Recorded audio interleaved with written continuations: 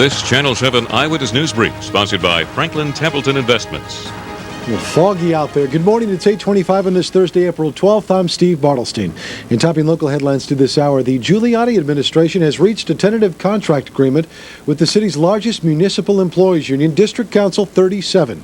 The deal would give the union a 27-month contract with raises of more than 8%. It also gives the mayor the flexibility to offer extra merit pay for extraordinary service. Meantime, a major decision in the child custody battle between cosmetics billionaire Ron Perlman and his ex-wife Patricia Duff. A judge has reportedly awarded Perlman custody of the couple's 6-year-old daughter, Callie. The sealed order, however, divides the child's time equally between her father and mother. The judge rejected Duff's allegations of spousal abuse by Perlman. Hoboken Mayor Anthony Russo is asking the state of New Jersey to give his controversial traffic plan the go-ahead. Mayor Anthony Russo wants commuters who use the city as a shortcut to stop. He says they're clogging streets and cheating safety hazards. He wants morning drivers to be turned away unless they have a good reason to be in his town. Stay tuned. When we get back, we'll have a check of your morning traffic and the AccuWeather forecast. Stay with us.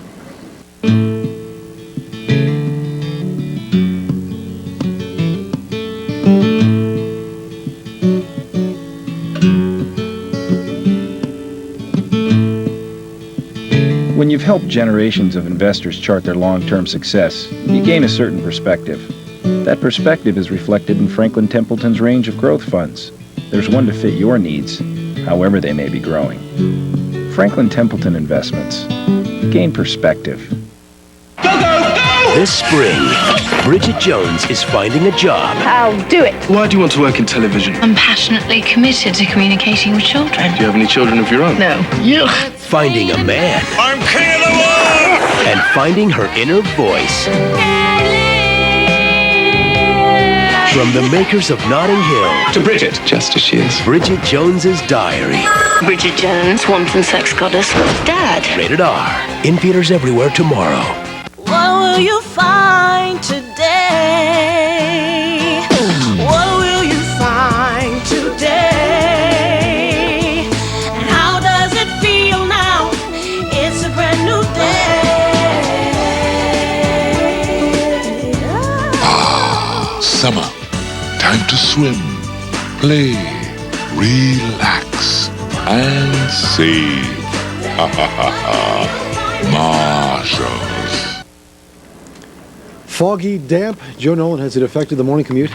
Yeah, it is. It's not good out there in a lot of places, folks. Turnpike southbound, Jersey Turnpike, inner roadway between 11 and 12, left lane, right shoulder. There is an accident there. We're also are going to be looking at some problems now in the city on the Bronx River Parkway, 233rd Street. 2 lanes are going to be out of service there. Wicks Road on Long Island at the LIE, an accident with a fuel spill. And Metro North, 15 on the Hudson Division. That because of earlier problems and alternate sides suspended today and tomorrow. For Eyewitness News, I'm Joe Nolan. Thanks, Joe. In sports, the New Jersey Devils play host to not only Joe Nolan, but the Carolina team tonight in the first round of the playoffs. The season's also winding down on the hard court. Knicks aren't just falling behind Miami for the 3 spot, they're falling apart. Last night, the Knicks were in Indiana. Just 47 seconds in, watch Marcus Camby come down hard to the floor, suffers a hip contusion. He left in return. He is day-to-day. Allen Houston and Larry Johnson also sitting out. The Pacers won this game 193. Knicks are now 2 games behind the Heat. With 4 games to go, the Pacers win, and that eliminates Boston from the postseason. In baseball, the Yanks beat the Royals 8-5. Mets beaten by the Braves 2-zip. Bill Evans now with a kind of a soggy AccuWeather forecast. Bill? It is. It's drizzly, it's cloudy, it's foggy outside, and there are some heavy downpours of rain now moving from Brooklyn over toward the northern portion of Nassau County on Long Island. And as we watch that carefully, you'll see that there's some pretty good downpours around Great Neck, Cove Neck, and now that's moving kind of northward across to the Mineola area. So it's going to be right around Glen Cove in just a little while as that moves across. You get a look outside, we've got cloudy skies, it's 45, going to 54. Now we'll have another round of rain this evening as a cold front goes by. We'll have warmer weather for tonight and tomorrow morning. It'll be warm tomorrow with sunshine, cooler with sunshine on Saturday. Steve?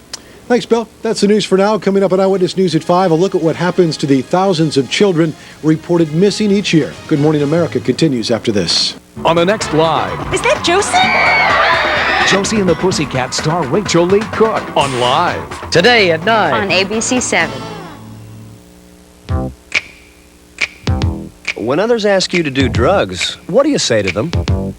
I ignore them.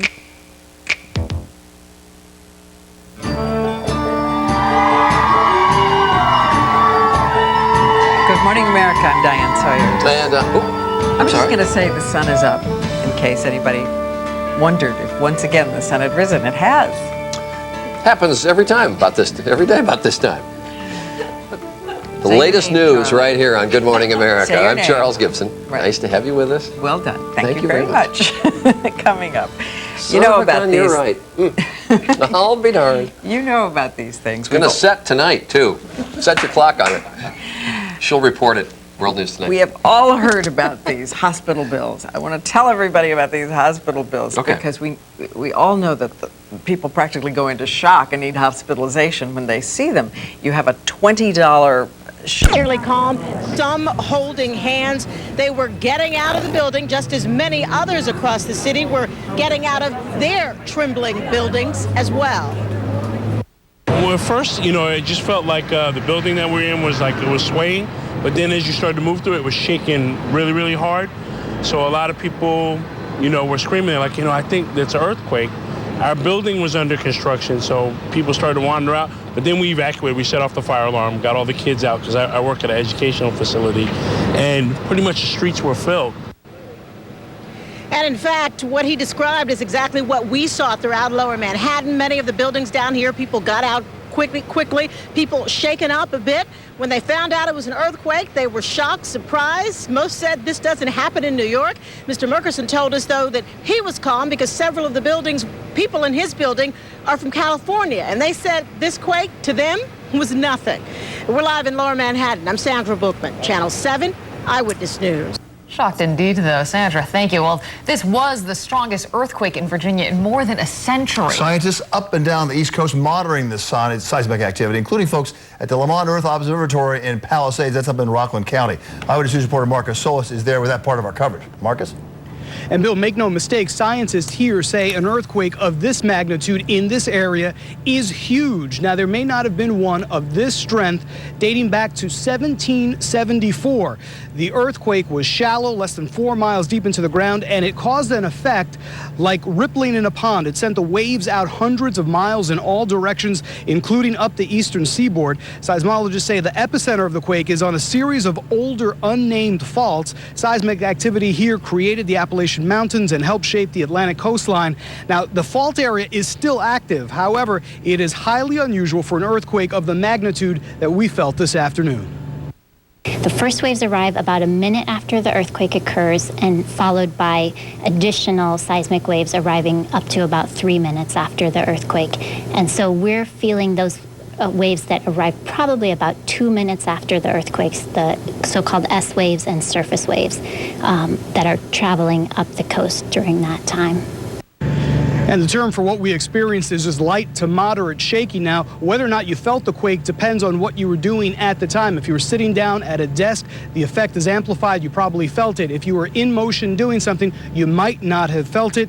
And now the study will be to see whether or not the fault that had been not inactive but didn't have major quakes for such a long period of time, whether or not that has now become reactivated. And we're live in Palisades. Marcus Solis, Channel 7, Eyewitness News. It's certainly interesting to see about that. Marcus, thank you. Well, it is a sobering fact. Vertical cities may be especially vulnerable to earthquakes. And so this afternoon, a lot of New Yorkers were looking up. No question. But even in a region where earthquakes aren't all that common, there are codes for buildings to follow, as Mayor Bloomberg said today, even the older ones. Lauren Glassberg's at the Empire State Building, 5th Avenue, Lauren. With all that plate glass, not the first place you want to be during an earthquake. And you know, Bill, part of the reason so many tourists come to New York is for our glorious skyline, our high-rises. But today, surrounded by all of these high-rises or inside those high-rises, well, it made you feel a little bit uncomfortable. And in fact, going through Midtown today, I noticed so many people outside of the buildings because when they felt that tremor, they decided they were safer outside than inside. And here behind me, the Empire State Building, where thousands of people work and thousands of tourists come to visit, well, they felt it as well. The observation decks on the 86th floor and the 102nd floor, the tourists up there said, yes, they felt something, but they weren't exactly sure about what they felt. To me, it swayed a little bit, you know.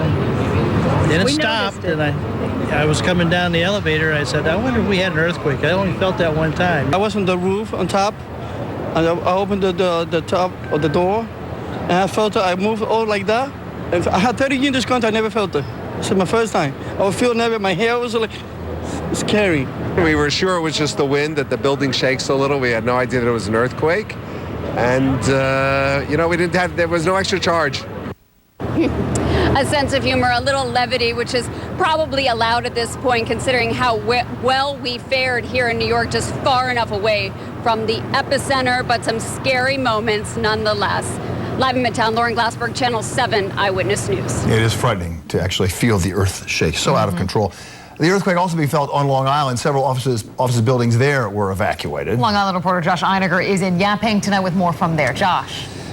Liz and Bill, I'm here at the Suffolk County Emergency Operations Center, where minutes after the quake, staffers sent out a reverse 911 call urging residents of what to do in the event of any injuries or any damage. Fortunately, neither was the case, and this whole thing was more like a very entertaining drill.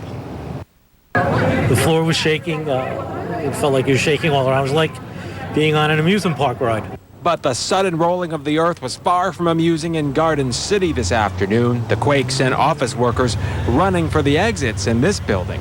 It was an experience of a lifetime. The floor rumbled, and all of a sudden we all stood up and we started going like this, and we knew it was an earthquake. The rumbling took people by surprise all across Long Island. It was an experience like none I ever had in the past. Our entire building was shaking back and forth.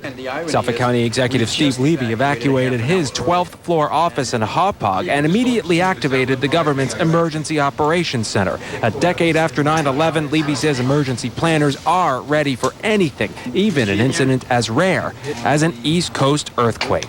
It's not like, oh my goodness, there was an earthquake, what do we do? We're preparing for terrorist attacks all the time that would be sudden and it would be incredibly devastating. So as for damage, really nothing to speak of in Suffolk or Nassau County. There was some minor damage, I'm told, in Nassau County to the town hall in the town of Hempstead. And because of that, Hempstead town officials are urging residents there to check their property very, very carefully. And if you do find any damage, no matter how minor, to give the buildings department a call. We're live for now in Yaphank, Long Island. Josh Einiger, Channel 7 Eyewitness News. All right, thank you, Josh. Folks in Long Island already preparing their emergency preparedness for the weather that we may get this weekend. Of course, possible Hurricane Irene. Very busy week out there. And Lee will have more on that in just a moment.